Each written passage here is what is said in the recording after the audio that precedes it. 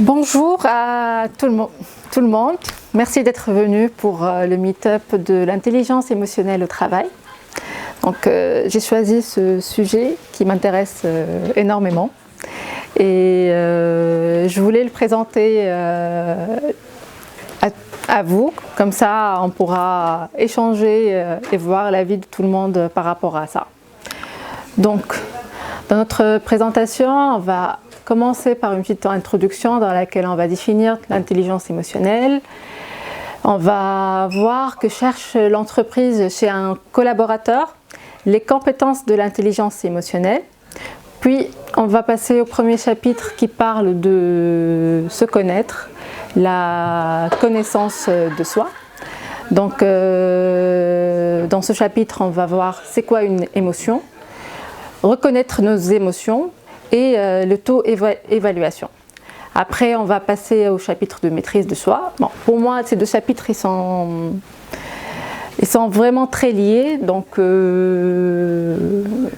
dans ce chapitre-là, on va parler de la maîtrise de soi, comment gérer nos émotions, le contrôle de soi, l'utilité de l'émotion et aussi les compétences importantes à adopter en soi.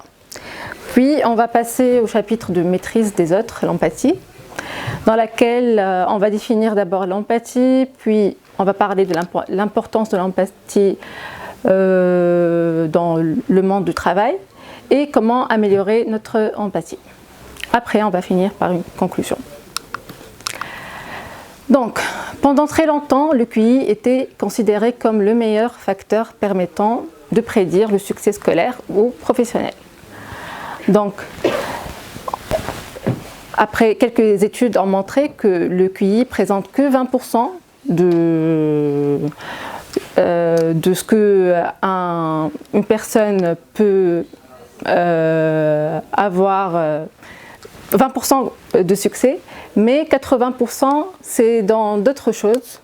C'est comme par exemple l'intelligence émotionnelle. Désolée. Donc, pour avoir un poste ou des promotions dans une entreprise, il est important d'avoir un quotient intellectuel et un savoir du métier. Mais ce n'est pas tout. L'intelligence émotionnelle est aussi un facteur très important. Donc, que cherche l'entreprise chez un collaborateur? Elle cherche quelqu'un qui sera à l'écoute dans la communication, quelqu'un qui a l'adaptabilité et les réponses créatives, quelqu'un qui s'adapte facilement à un changement, un comportement personnel tel que la confiance en soi, la capacité de se fixer un but dans son travail, travailler et savoir progresser. L'aptitude dans les rapports humains, donc le fait de travailler en équipe, de savoir négocier et la possibilité de gérer les différends. Donc tout ça, en fait, ça résume les compétences de l'intelligence émotionnelle. Donc pour moi, les compétences de l'intelligence, tout ce qu'on a parlé ici, peuvent être résumées dans ces trois compétences. La connaissance de soi, comprendre nos émotions. La maîtrise de soi, maîtriser nos émotions, savoir se motiver, être optimiste. Et l'empathie. Donc, tout à l'heure, on parlait de l'intelligence émotionnelle et tout ça. Donc, c'est quoi l'intelligence émotionnelle? C'est l'habilité à percevoir et à exprimer les émotions, à les intégrer pour faciliter la pensée, à comprendre et à raisonner avec les émotions, ainsi qu'à réguler les émotions chez soi et chez les autres. Donc, c'est une définition de Salovey et Mayer. On commence le premier chapitre, la connaissance de soi. Donc, c'est quoi une émotion? On distingue 4 émotions primaires. Ces émotions-là, il y a plusieurs classifications d'émotions, mais cette classification, c'est la classification européenne. Donc, la première émotion, c'est l'émotion de joie, c'est l'état normal de l'individu. Qui nous aide à créer des liens. Donc quand on est dans une émotion de joie, on cherche à créer des liens et tout ça. L'émotion de la colère, c'est une émotion qui qui... Je ne sais pas faire des liens. C'est ça, on ne doit pas chercher à faire les liens. Par contre, c'est une émotion qui nous donne l'énergie de passer à l'action, de chercher, de défendre notre territoire. La peur, c'est une émotion qui nous aide à survivre. Et la tristesse, c'est l'émotion, la tristesse. Voilà, donc la vie dans l'entreprise est souvent le reflet de notre caractère, de notre vécu et de nos blessures et de nos émotions. Donc au lieu de subir nos émotions, ça sera mieux de les connaître et apprendre les gens à connaître les émotions de nos émotions. Donc, comment on peut connaître l'émotion ? La question qu'on doit se poser, c'est là, maintenant, ici et maintenant, comment je me sens ? Donc d'habitude, on a l'habitude de dire « Bonjour, comment tu vas ?» ou « Est-ce que ça va ?» Et tout le monde te dit « Oui, ça va », malgré, tu peux tomber sur quelqu'un qui est par exemple en colère ou triste et tout ça, mais tu diras « Oui, ça va ». Mais si tu lui dis « Comment tu te sens ?» c'est là où il va se poser la question, il va réfléchir et il va te dire « Je me sens dans telle émotion ». Donc,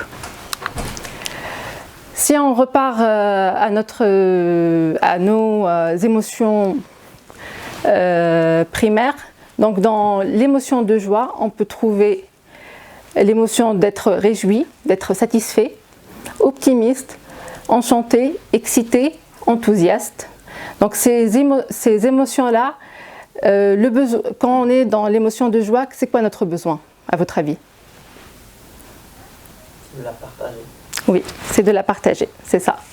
Donc quand on est dans l'émotion de joie, on a besoin de partager notre joie, on a besoin de se sentir appartenir à un groupe. Sinon, dans l'émotion de la colère, on a l'émotion ou bien le sentiment d'être contrarié, impatient, irrité, frustré, furieux et enragé. Donc dans l'émotion de la colère, à votre avis, c'est quoi notre besoin ? S'exprimer, montrer. Oui, exprimer nos besoins, oui, exactement. Quoi d'autre ? Se faire comprendre. Se faire comprendre, obtenir un changement. L'extérioriser, mais du coup c'est un peu exprimé, je pense. Oui, défendre nos avis. Ouais. Puis l'émotion de peur, on a l'émotion d'être soucieux, par exemple, méfiant, anxieux, inquiet, angoissé, paniqué. Donc c'est quoi le besoin quand on est dans une émotion de peur ? S'isoler, oui. Attaquer aussi. On a besoin aussi de se réfugier. On trouve ça aussi chez les animaux en fait. La peur, à chaque fois quand on pense à l'émotion, je pense à l'émotion de peur, à chaque fois je pense aux animaux, comment ils sont en train de réagir. Ils ont le besoin d'attaquer, il y en a qui ont besoin par exemple d'attaquer, il y en a d'autres qui ont besoin de se cacher et tout ça. Et la tristesse. Donc, c'est quoi notre besoin quand on est dans une émotion de tristesse ?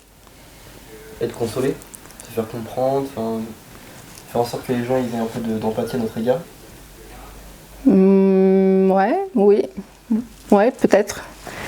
Moi, je dirais qu'on a besoin d'être réconforté et et se sentir appartenir aussi à un groupe. Donc, faire face à ces émotions permet de les intégrer. Les décisions, donc. Si, par exemple, moi je me sens là dans cette émotion, les décisions et les comportements qui en découlent sont souvent mieux vécus et mieux compris par les autres. Donc, je vais l'assumer. Je suis dans cette émotion, je vais l'assumer.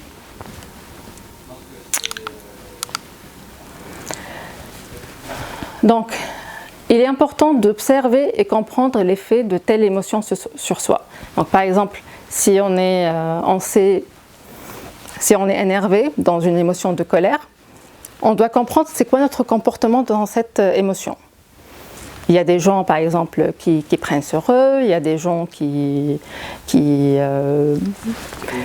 réagissent à chaud et tout ça. Et est-ce que cette réaction, est-ce qu'elle est bien pour moi ou pas? Donc, ça nous permet de découvrir notre mode de fonctionnement. Ça nous permet aussi d'anticiper nos réactions en choisissant la réaction la plus appropriée à la situation. Donc, si par exemple, tu es en route et quelqu'un t'énerve, tu peux, par exemple, tu es dans la voiture, tu peux crier tout seul, ok, tu peux crier, mais pas faire une réaction, genre tu changes la direction de la voiture et tout ça. Par contre, par exemple, si tu es face à ton collègue et il est dans une situation où tu étais énervé, tu vas pas aussi faire le même comportement, genre tu vas le taper ou tout ça, ou crier et tout ça. Tu vas connaître comment tu dois réagir à la même émotion dans des différents cas, situations plutôt. Donc, si tu fais ce travail, tu vas augmenter le sentiment de confiance en soi. Tu sais que toi, à cette situation-là, tu vas réagir de telle manière. J'aurais dû prévoir un verre d'eau. Non. Merci. Alors, on va prendre un petit exemple. Lors d'un entretien annuel, par exemple. Ça, c'est un entretien annuel dans le mode de Covid, chacun de son côté. Donc, dans l'entretien annuel, ton chef t'a dit tu as bien travaillé cette année, je suis content de toi, tu as rempli tous les objectifs qu'on a définis au début de l'année, et tu sors avec un sentiment de satisfaction. Est-ce que le sentiment de satisfaction, dans ce cas-là, c'est une bonne ou mauvaise émotion? Merci. Tu m'as entendu? Oui. Pour vous, c'est une bonne ou une mauvaise Ouais. Le fait de faire un entretien annuel, ton chef il t'a dit tu as bien fait, tous les objectifs sont atteints, tu as bien travaillé cette année, je suis très content de toi, et tu sors avec un sentiment de satisfaction. C'est une bonne chose, non? C'est une bonne chose, bien sûr. Ouais, on pense pour ça. Mauvaise réponse. En fait, la satisfaction est une émotion qui nous dit que l'objectif est atteint. La motivation va chuter au même niveau de la satisfaction. Donc là, moi je sors satisfaite, c'est bon. Mon chef est satisfait, donc c'est bon, je fais rien d'autre. Donc, à votre avis, quelle est la bonne émotion dans ce cas-là?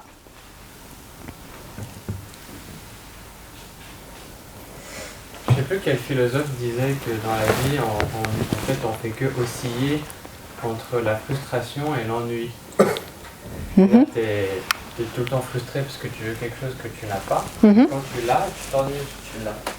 C'est la nature de l'être humain, ça. Parce que tu... C'est horrible. Ça, c'est la nature de l'être humain. Oh, mais ça dépend parce que en fait, une fois que tu l'as, tu voudras plus. Yes. Donc tu vas combattre pour avoir Et plus. du coup, tu seras frustré parce que tu n'as pas le plus que tu veux. Ah oui. Moi, je dirais que dans ce cas-là, la bonne émotion, c'est de se sentir encouragé. c'est parce que quand on est encouragé, on va quand même continuer à faire des efforts. On va quand même continuer à atteindre nos objectifs. Ok, on a dit, le chef, il est content. Mais il faut qu'il reste content. Donc, si par exemple moi je suis satisfait, je ne ferai plus rien. Je ferai plus rien pour que la satisfaction aussi de mon chef reste au même niveau. Par contre, si je suis encouragée, parce qu'il m'a dit que tu as bien travaillé et tout ça, c'est là où je vais toujours donner. Voilà, c'était un petit exemple juste pour voir le fait que parfois on peut choisir notre émotion. On peut dire, par exemple, si on sort de ce contexte-là, si on est par exemple dans un régime, on a dit dans un régime alimentaire, on s'est dit qu'on va, par exemple, notre objectif est de diminuer 5 kilos. Après 3 semaines, j'ai rien mangé, j'ai mangé que des salades, j'ai pas grignoté, j'ai pas pris de chocolat, tout ça. Après, par exemple, disons 2 semaines, je me pèse dans la balance et je trouve que j'ai maigri de 3 kilos. Est-ce que quand je serai satisfaite, est-ce que je vais continuer mon régime alimentaire? Non, parce qu'il y aura rien qui va m'encourager à continuer. Donc, le sentiment, c'est d'être encouragé. Il faut apprendre à choisir l'émotion qui sera utile pour toi pour pouvoir toujours avancer et atteindre notre objectif. Dans la connaissance de soi aussi, ce qui est très important aussi à savoir, c'est l'auto-évaluation. Donc chacun doit connaître ses forces, ses limites et aussi ses valeurs. Est-ce que tout le monde connaît ses forces, ses limites et ses valeurs? Est-ce que quand tu te poses la question, par exemple, quand tu te poses la question aujourd'hui, est-ce que tu connais tes forces? Oui. Tu connais tes limites? Je connais mes limites. Ok. Et tu connais aussi tes valeurs. Voilà. Donc il est très important aussi de prendre le temps et de faire une petite auto-évaluation, de connaître nos forces, de connaître nos limites et de connaître aussi nos valeurs. Ça nous aidera d'avancer et par exemple, pour le cas des limites, ça nous aidera de les dépasser. Pour les cas de force, on sait que, par exemple, là, par exemple, je ne sais pas, si quelqu'un a son point fort est d'être, par exemple, charismatique, il sait que dans un entretien annuel, pas entretien annuel, dans un entretien avec un client, il sait qu'il va sortir ce point-là, cette qualité-là, et probablement ça va marcher et ça va, par exemple, ça va aboutir. Donc, un point fort est constitué d'un savoir, d'un savoir-faire, la pratique, et un talent naturel. Donc, tout à l'heure, j'ai parlé de la charisme. Mais aussi, il y a le talent, le fait de connaître un métier aussi, le fait de connaître un métier, de connaître une technologie, ça c'est un point fort dans lequel on voit le savoir-faire. Donc, par exemple, expert en Java. Donc, pour être un expert en Java, on a fait des petites connaissances, donc on a bouquiné, on a fait des formations et tout ça. Après, on a fait un savoir-faire, donc des pratiques, des stages, une petite expérience et un talent naturel. Donc le fait d'être un expert en Java, c'est que tu aimes bien la technologie, tu aimes bien suivre les évolutions, tu aimes bien, par exemple, tu es quelqu'un de minutieux, tu aimes le coding et tout ça. Et nos forces sont aussi nos limites. Donc, si par exemple, on a dit, les deux exemples qu'on a cités, ce ne sont pas des exemples où on va dire qui sont des limites. Mais si par exemple quelqu'un est connu d'être généreux, son point fort est d'être généreux. Ça fait ambi ça. Il y a aussi ses limites, parce qu'il pourra être aussi dépensier. Par exemple, dans un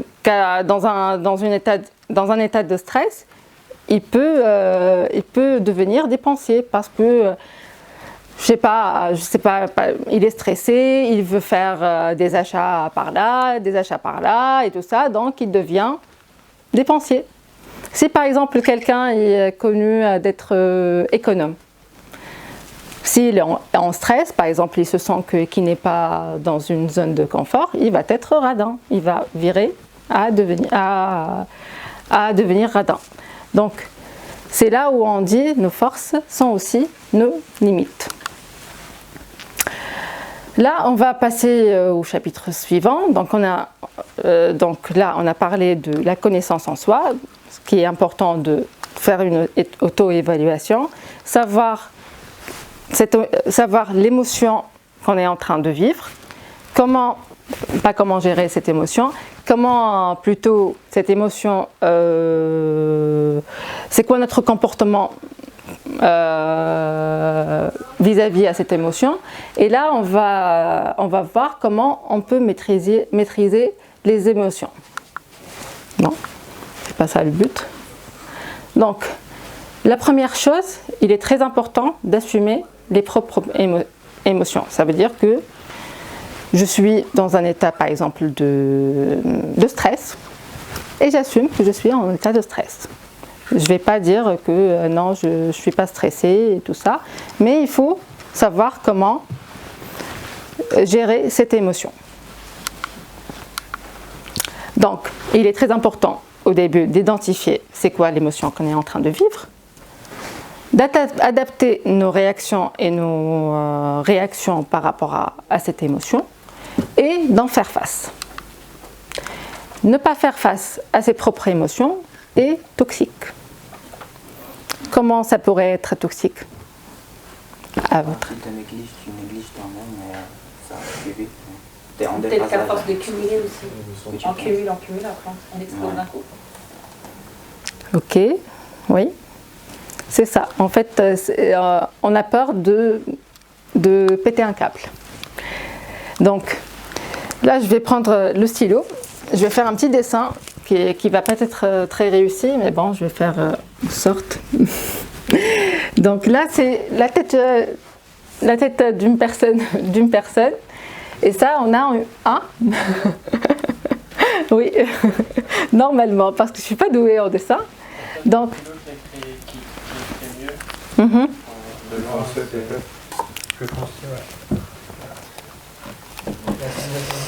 Je pense pas que je suis en train de voir des stylos, je fais que tout casser.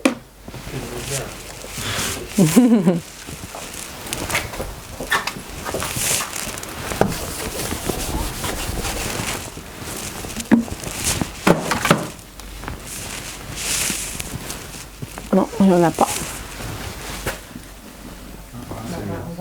Ouais, ça s'enlève aussi. Ok, donc.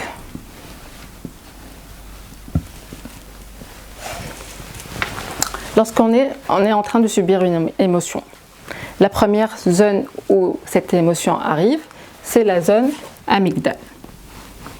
Donc là, par exemple, en fait, cette zone, elle est au niveau du cou. Bon, ne me dites pas c'est où exactement, je ne suis pas trop scientifique, donc quand l'émotion est une émotion pure, elle est à ce niveau-là. Parfois, par exemple, quand on est en colère, on sent quelque chose qui pique ici. Je ne sais pas, où on est en stress, je ne sais pas si vous sentez, ou par exemple, on est triste, on sent quelque chose qui est là. Donc ça, c'est l'émotion pure. Donc l'émotion, dans les 4-5 minutes, les premiers 4-5 minutes, merci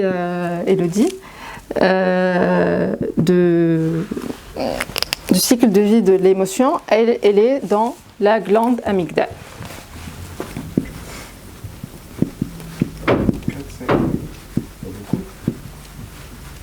Ça doit tout de suite sur mon visage, ça remonte genre 2 secondes. Ça va pas... Oui, mais elle reste 4-5 minutes ici. Tu ne l'as pas avalée. Elle reste ici pendant 4-5 minutes. Après ces 4-5 minutes, cette émotion, elle va passer à la zone frontale. Bon, il est très joli le dessin. Et donc, pendant ces 4-5 minutes, si je vais faire une réaction, cette réaction, elle va être à chaud. Et probablement, c'est pas la bonne réaction et je vais regretter de l'avoir fait. Donc, pourquoi j'ai dit 4-5 minutes? Donc, c'est mieux de rester 4-5 minutes en train de gérer cette émotion de ta manière. Soit, par exemple, tu vas prendre un verre d'eau, soit tu vas prendre un café, regarder la télé, ou bon, regarder la télé, c'est pas dans le mode de travail, respirer un peu, s'isoler dans une salle de réunion, chacun sa manière pour gérer l'émotion. Après, elle va partir dans la zone frontale. Dans la zone frontale, donc là, on va réfléchir, on va dire, qu'est-ce que je vais faire de cette émotion? C'est quoi la réaction la plus adaptée à faire pour gérer cette émotion? Donc, je vais regarder mes notes quand même. Donc après cette zone frontale, dans cette zone, l'émotion peut vivre pendant 21 jours.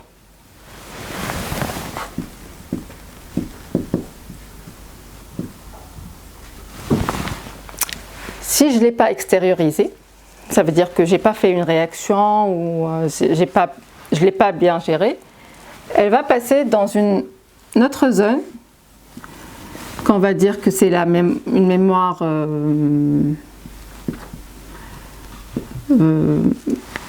dans la mémoire, et on va se souvenir pendant très longtemps, s'en souvenir pendant très longtemps, peut-être aussi à vie.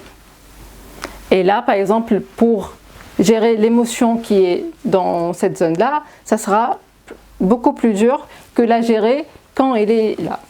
C'est là, par exemple, c'est pour ça, par exemple, que dans une équipe, lorsqu'on travaille en équipe, c'est mieux de faire des points régulièrement, de vider les vases régulièrement, que de faire des points très espacés une fois par mois et tout ça.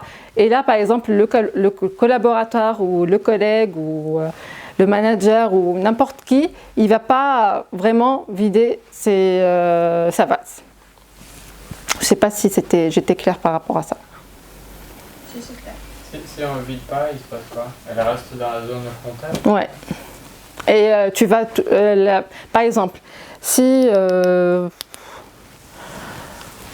quelqu'un t'a énervé.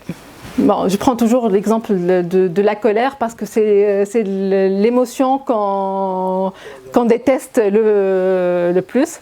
Donc, par exemple, si un collègue, il t'a énervé, il a fait quelque chose qui t'a énervé.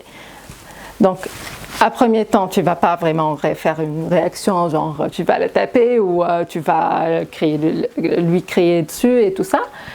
Donc, tu vas essayer de te calmer et de ne pas faire une réaction à chaud. Donc si par exemple tu t'es calmé, tu as compris la situation, si tu n'as pas vidé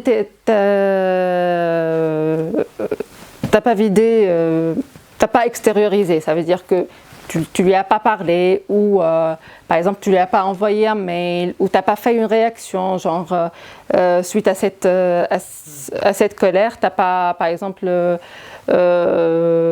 parlé avec quelqu'un d'autre qui pourra t'aider pour gérer cette situation. Tu vas toujours t'en souvenir et tu vas même garder cette idée sur cette personne. D'accord. Elle va rester toujours quelqu'un qui t'énerve. Donc il faut déstocker pour que ça n'aille pas dans la mémoire. Alors. Ouais. Et pour que cette personne enlève l'étiquette de quelqu'un qui t'énerve, si après 21 jours, tu ne l'as pas extériorisé, il va faire 3 fois plus d'efforts pour que cette étiquette s'efface. J'ai une petite remarque, question. Mm-hmm. Donc là, par exemple, ça s'applique bien quand on est en colère. La colère, oui, tu peux la sentir, tout, extérioriser, etc. Mais il y a d'autres émotions, comme tu as dit tout à l'heure, le stress, l'anxiété. Ce ne sont pas des choses... Des fois, on est stressé, on ne le sait même pas qu'on est stressé. Ben, c'est pour ça qu'il faut savoir que tu es stressé. Que ça reste 5 minutes et que ça passe dans le... En fait, non, mais... parce que là, ça s'applique pour la colère, mais pas pour le stress. Non. Si par exemple tu es stressé, là l'action, le fait que la chose qui te stresse est venue. Je ne sais pas, par exemple, ils t'ont annoncé que tu vas sortir de ta zone de confort, je ne sais pas, tu vas quitter ta mission et que tu vas chercher une autre mission.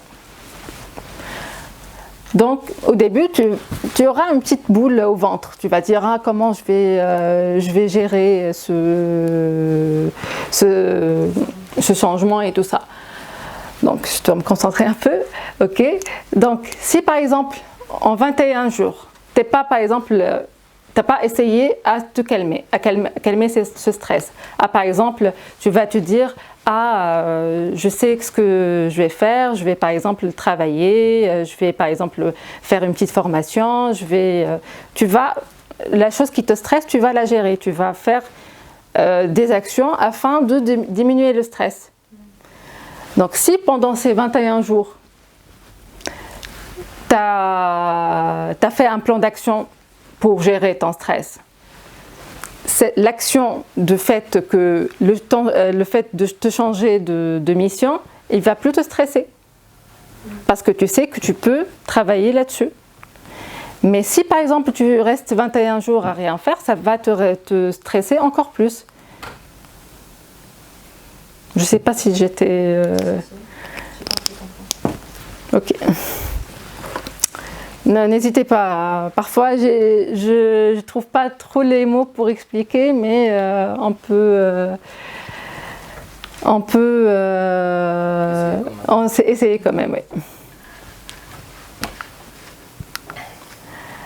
Donc, la sphère personnelle, donc tout ce qui est les émotions qu'on est en train de vivre dans le monde privé, il est lié aussi à notre sphère professionnelle.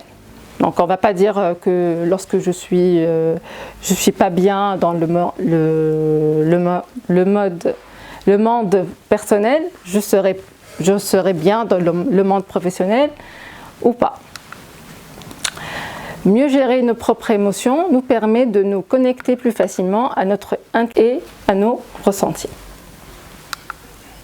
Donc il faut travailler sur soi pour mieux se connaître, donc connaître nos blessures, nos freins, aussi nos leviers de motivation et aider les autres à nous comprendre. Donc on va revenir à l'exemple de l'émotion qui arrive rapidement et qui reste dans la glande amygdale pendant 4-5 minutes. Donc quand une émotion arrive, la première chose qu'il faut faire, c'est de relativiser et dépasser cette émotion. Donc, on ne doit pas faire quelque chose à chaud. Il faut ralentir et refroidir. Prenons l'exemple, par exemple, quelqu'un qui t'envoie un mail qui te met dans un état... non. Je vais arrêter le... Quelqu'un t'envoie un mail qui te met en colère. On a tendance parfois à répondre à chaud. Genre, il m'a énervé, tac, tac, tac, tac, tac, tac, tac, je vais lui écrire un mail et je vais lui répondre directement, je vais lui dire ses 4 vérités. Il est conseillé d'écrire le mail, oui. Je vous conseille d'écrire ce mail, extérioriser, mais ne pas l'envoyer.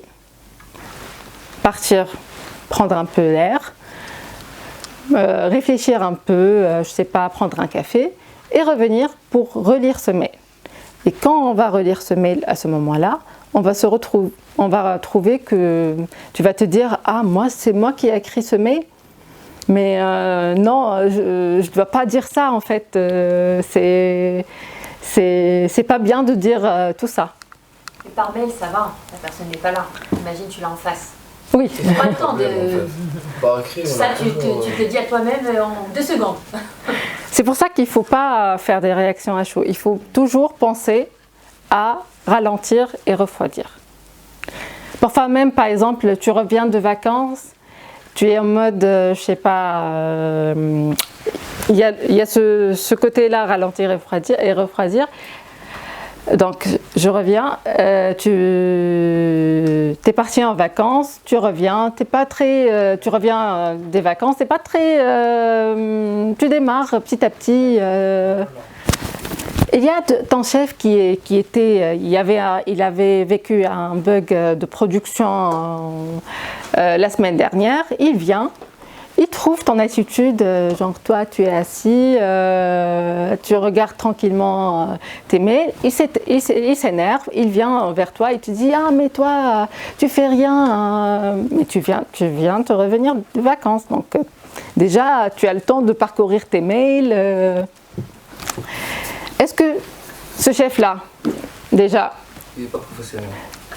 On ne va pas dire qu'il n'est pas professionnel, mais on va dire qu'il n'est pas intelligent émotionnellement. Parce que... donc toi, tu vas pas c'est quoi la réaction que tu peux lui faire? Rien, franchement rien. Tu vas te défouler sur une autre Personnellement, je personne. fais rien. Toi, tu vas lui dire, tu vas te défouler sur une autre personne. Non, j'aurais pas dit ça. Mais qu'est-ce que t'aurais... J'aurais aimé. Ça n'arrivera jamais. Je fais rien, je continue sur la même longueur d'onde. Personnellement, je réagis en restant silencieuse. Je ne dis rien, je ne fais rien. D'accord. Je laisse passer. Et toi, tu parlais de réaction à chaud. Moi, j'explique. Je dis, j'étais en vacances, je viens d'arriver, et il respire, complètement. Ah bon, tu lui dis ça. Pourtant, c'est évident. Non mais voilà, moi je viens d'arriver, d'accord, problème de prod, c'est pas la première fois que ça arrive et ça sera pas la dernière. Donc on gère comme on fait toujours, t'inquiète pas. Ok, oui, chacun sa manière de gérer cette émotion de notre chef. Moi personnellement, j'aurais par exemple changé cette atmosphère vers une rigolade. Genre, S'il n'est pas Tu n'as pas d'humeur. envie de rigoler. Hein. Lui, il n'est pas d'humeur. non mais je vais lui dire, genre lui il vient et te dit, je peux lui répondre. Si jamais son manager est venu le voir, tu lui sors une blague et non, c'est pas le moment. Mais est-ce que ça dépend pas aussi de la relation que tu as potentiellement aussi avec ton manager en fonction du type de management que tu as en C'est place? ça. comme C'est ça. Ouais. Ça dépend de qui on a face de soi. Tu peux sortir une Oui, t'es assez c'est normal, oui. C'est pas, on peut pas avoir les mêmes réactions avec tout le monde, oui. Ça dépend aussi de la personne. Moi, je suis pas très amie, par exemple, mais j'essaie quand même de le calmer, de lui dire que tu es énervé pour rien, mais en rigolant. Moi, je partage la vidéo. Oui, c'est ça. Oui. On ne va rien dire. Lui-même, il va voir qu'il a réagi un peu trop fort et il va se Oui. Exactement, ouais. On lui laisse Ne rien dire, comme il a dit Jouba tout à l'heure, c'est une réponse aussi. je veux dire des bêtises. C'est pas que le contraire aussi. J'essaie ça. de C'est pas que le revoir contraire. quoi, Il a pas envie de réagir, il il est un peu à son besoin. Ah mais il peut dire que tu t'en fous aussi. t'es pas concerné. Là. Il peut aussi se dire que tu t'en fous. Oui, mais après, lui aussi, il va se calmer. Il va réaliser aussi qu'il a fait quelque chose. Mets-toi à sa place, tu as un bug hyper méga important. Tu vas voir un dev ou peu importe, tu lui expliques, il te regarde, il est silencieux. Ah, moi, ça va m'énerver encore plus. Bah oui, il y a une grosse part là. Non, mais non, dans mon exemple, c'était pas genre tu vas lui expliquer ton bug. Non, c'est que c'est juste qu'il est passé, tu étais dans son passage, tu étais en train de lire tes mails tranquillement, ranger ton bureau et tout ça, et ça l'a énervé, donc il est venu pour vider sa colère sur toi. Donc comment tu vas réagir? Donc voilà. Dans ça, il y a beaucoup de la personnalité de chacun. On ne peut pas tous réagir de la même façon. Oui, on ne peut pas tous réagir de la même façon. Du coup, on doit choisir la réaction la plus adaptée à nous, à notre personnalité et à l'interlocuteur, parce qu'on ne va pas réagir de la même façon avec tout le monde, et à la situation, oui. Je pense que sur le coup, il faut rassurer. Et par contre, à froid, il faut expliquer gentiment que il ne faut pas agresser les gens. En fait, si on dit rien, c'est le mec, la prochaine fois, il va nous frapper, quoi. Il faut aussi mettre des barrières où tu ne peux pas m'agresser parce que tu es de mauvaise humeur. Il faut aussi savoir recadrer là-dessus. Oui, si par exemple, tu sais que ton chef, parfois il peut te faire ça, mais tu sais que historiquement, il n'a pas l'habitude de faire ça. C'est quelqu'un de cool, sauf que, par exemple, dans cette situation-là, j'étais la personne qu'il a croisée la première, donc il a vidé son sac sur moi. Donc là, tu peux par exemple te taire et ne rien dire. Tu sais qu'il est énervé, donc tu ne vas pas aussi agrandir les choses.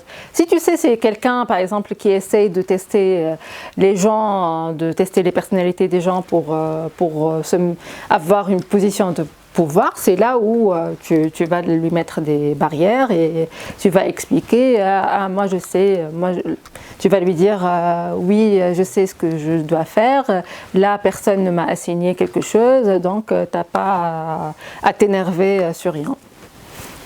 Donc il est très... Je dois quitter. Ok.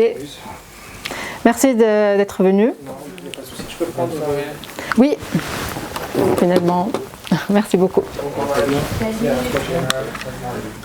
Donc, il est très important d'extérioriser les émotions, donc, soit par l'action. Faire du sport, ça nous permet d'extérioriser nos émotions. Écrire une lettre, des emails. Tu peux partager, hein. Par la pensée, ça veut dire réfléchir, faire le point avec soi-même. Moi je dis que c'est très important de faire toujours le point avec soi-même, prendre un peu de temps pour... oui, tous les jours, il faut faire un point. Avant de dormir. Ouais, avant de dormir ou bien le matin quand tu prends ton café. Moi je prends toujours de café, donc je parle toujours de café. Donc il est très important de faire le point avec soi-même. Par la parole, parler avec quelqu'un qui est proche, avec un collègue, un ami, pour échanger son avis. Tu vas lui dire, il y a par exemple, j'étais emportée par cette émotion, est-ce que vider le sac, déjà tu vides ton sac et tu peux prendre aussi son avis pour aussi te calmer. Ou bien aussi dans une réunion, en équipe, on parle, chacun, lorsqu'on est par exemple dans une situation un peu critique, il y a des équipes qui disent on n'a plus le temps de faire des réunions parce que on doit livrer très rapidement ou tout. Non, moi je dis que c'est mieux de faire des réunions, de respirer, de parler, de se dire toi par exemple t'as fauté par là, par exemple moi j'ai un problème avec cette personne-là, toi je te sens pas motivé, qu'est-ce que te dérange, donc même quand on n'a pas le temps de faire des réunions, quand on est submergé par des émotions, par exemple de stress ou par le travail, moi je dis qu'il est important aussi d'essayer de les faire afin d'extérioriser et de s'expliquer. Donc là, j'ai pris quelques exemples de comment maîtriser quelques émotions. Donc, dans la peur, il est important de prendre du temps. Donc, quand dans une situation de peur, il est important de prendre du temps pour soi. Donc, de relativiser. La peur, par exemple, je peux prendre l'exemple de l'anxiété. Par exemple, si tu sais que tu vas faire une présentation sur un sujet que tu maîtrises pas trop, par exemple. Donc là, tu as un sentiment de peur. Et l'action qu'il faut faire, c'est de prendre du temps pour soi, pour te donner la possibilité de maîtriser ce sujet. Donc, pour la colère, donc, pour la maîtriser, il faut exprimer nos besoins. Donc, tu es en colère. Pourquoi tu es en colère? Qu'est-ce qu'il faut faire pour changer cette émotion? Donc, c'est quoi ton besoin? C'est quoi le besoin qui pourra t'aider? Mettre des actions le plus tôt possible. Réévaluer l'interprétation. Pour la tristesse, donc, ce qui est conseillé, c'est d'aller voir des personnes, de partager, parler et vider son sac. Donc, décoder une émotion, l'analyser, il est important de décoder une émotion, l'analyser et récupérer le bon message. Donc, dans chaque émotion qu'on va subir, il y a un bon message. Par exemple, l'émotion de la colère, elle agit sur la créativité.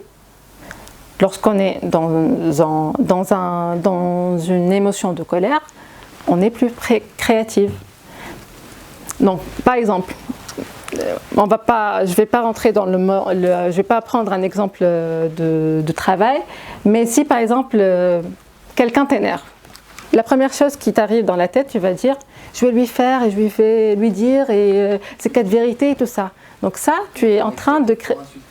Oui, tu es créatif, mais c'est une créativité. C'est une créativité. Et donc même dans d'autres... c'est ça. Tu vas imaginer toutes les choses, les mauvaises choses que tu vas lui faire. Donc tu vas être créative. Donc j'ai pris cet exemple. J'ai pris cet exemple, c'est pour vous faire sentir en fait la créativité. Donc quand on est en colère, on est créatif. On veut faire des choses, on veut changer des choses. Quand on est dans l'émotion de joie, on ne parle pas toujours de joie. Bon, là, je ne parle pas toujours de joie parce que c'est l'état naturel. Donc, lorsqu'on est dans l'émotion de joie, ça agit sur la vitalité. Lorsqu'on est dans l'émotion de tristesse, ça agit sur la volonté. Et lorsqu'on est dans l'émotion de peur, ça agit sur la réalisation. Par exemple, tu viens d'apprendre que ton frère n'est pas... Ta mère, elle t'appelle effrayée, elle te dit ton frère n'est pas rentré depuis le matin. Qu'est-ce que tu fais? Est-ce que tu peux nous aider? Tu vas directement essayer de parcourir, par exemple, sortir rechercher ou parcourir, par exemple, la liste des gens qui pourraient faire une enquête. Donc, tu vas réaliser des choses. Lorsqu'on est dans une émotion de peur, on a tendance à faire des réalisations. Et comment la tristesse avec la volonté? En fait, quand on est, par exemple... Quand tu perds un chat, tu as envie par exemple de l'oublier, d'essayer par exemple d'oublier, de passer à quelque chose, à autre chose. Donc ça agit sur ta volonté. Tu as envie de faire... Tu as envie d'oublier. En fait, tu as envie de passer à autre chose que cette sensation de tristesse, quoi. Tu as envie envie de te débarrasser de cette sensation. C'est ça. Donc ça agit sur la volonté.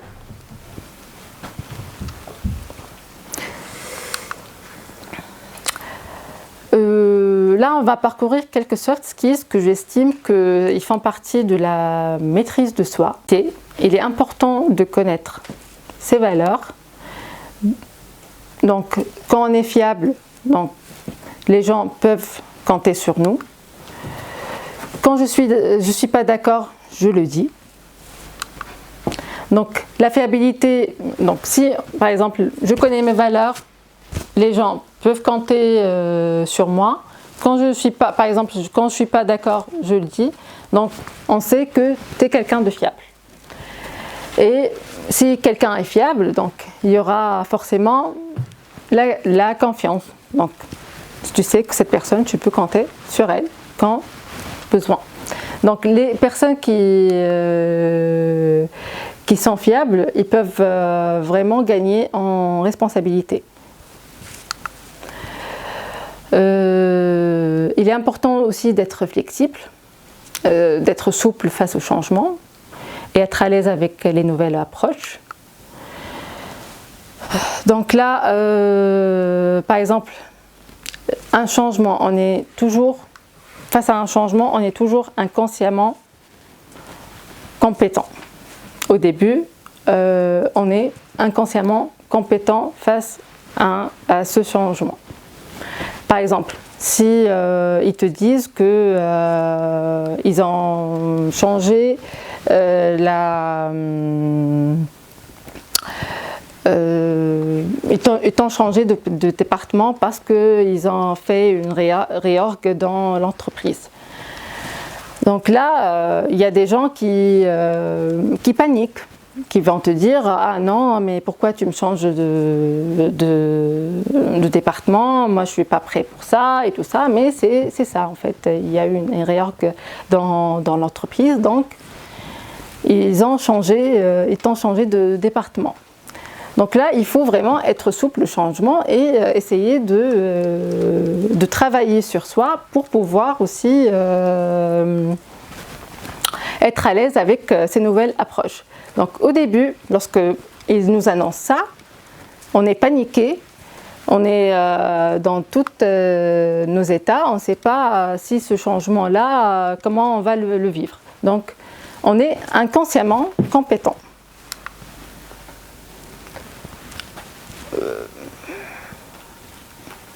Non, plutôt, je rectifie. Donc là, j'étais dans l'ancien département, donc j'étais inconsciemment compétent parce que j'étais en train de maîtriser quelque chose que je travaille et tout ça.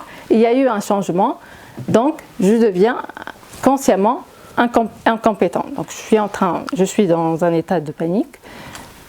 Je sens que je suis incompétent et que je ne pourrai pas gérer ce changement-là. Donc, suite à ce changement-là, il est important de travailler et de revenir à l'état de consciemment compétent. Donc, si on travaille, on va par exemple faire de la doc, lire de la doc, faire des exemples ou essayer de travailler. Donc on devient consciemment compétent jusqu'à redevenir inconsciemment compétent.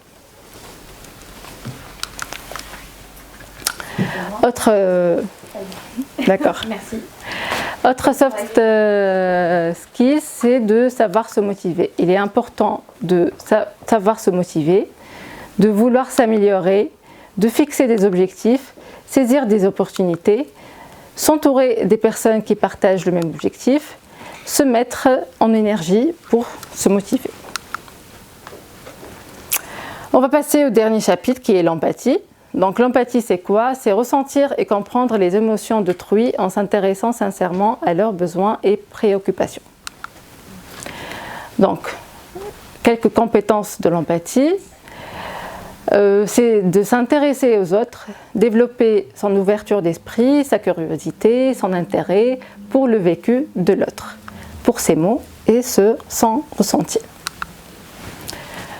Il est aussi important de développer une écoute bienveillante, Donc apprendre à écouter l'autre sans jugement, en accueillant avec bienveillance les émotions provoquées par ces mots, que l'on soit d'accord ou pas, ou que ce soit que cela éveille en soi des émotions agréables ou pas. Il est important d'être attentif au non-verbal de l'autre. On sait que 90% des émotions du message passent par le non-verbal. Donc il est important d'être attentif aux gestes de l'autre, au temps, au débit de sa voix, à son langage corporel, afin d'avoir le plus d'informations véridiques sur ce qu'il pense ou ressent vraiment. Donc se mettre aussi à la place de l'autre, développer notre attention au monde émotionnel des personnes de notre entourage, de les écouter en imaginant le monde à travers leur regard et leur vécu pour mieux les comprendre. Et dissocier les émotions de celles d'autrui. Donc, ce qui te dérange ne dérange pas forcément l'autre, ou ce qui te plaît ne plaît pas vraiment à l'autre. Donc, différencier nos propres émotions de celles des autres, comprendre l'émotion de l'autre sans la ressentir si elle est nuisible pour soi. Accepter l'autre tel qu'il est, accueillir les émotions de l'autre de façon bienveillante et considérer les différences comme des atouts. Donc, l'empathie nous permet de mieux anticiper des problèmes, adapter les actions, le comportement et la stratégie, exploiter la diversité, renforcer les relations professionnelles et créer un environnement plus serein. Généralement, l'empathie, c'est la qualité d'un bon manager. Un bon manager, il sait comment ses collaborateurs interagissent, il doit connaître les émotions de chacun d'entre eux, qu'est-ce que celui-là le motive, qu'est-ce que l'autre le motive, c'est pas forcément les mêmes choses. Et généralement, en fait, comment on peut améliorer l'empathie, c'est de faire par exemple des team building, des tables rondes, genre on parle des choses de rien et n'importe quoi. Ça permet aux gens de comprendre le vécu de l'autre et essayer de se projeter dans ses émotions, comprendre ce qu'il ressent. Voilà, donc pour conclure, les émotions sont un paramètre primordial à intégrer dans la vie professionnelle. L'intelligence émotionnelle est la clé d'un bon collaborateur, d'une bonne cohésion d'équipe et de l'épanouissement au travail. Un collaborateur heureux est 31 plus productif et 55% plus créatif. Voilà, merci pour votre présence.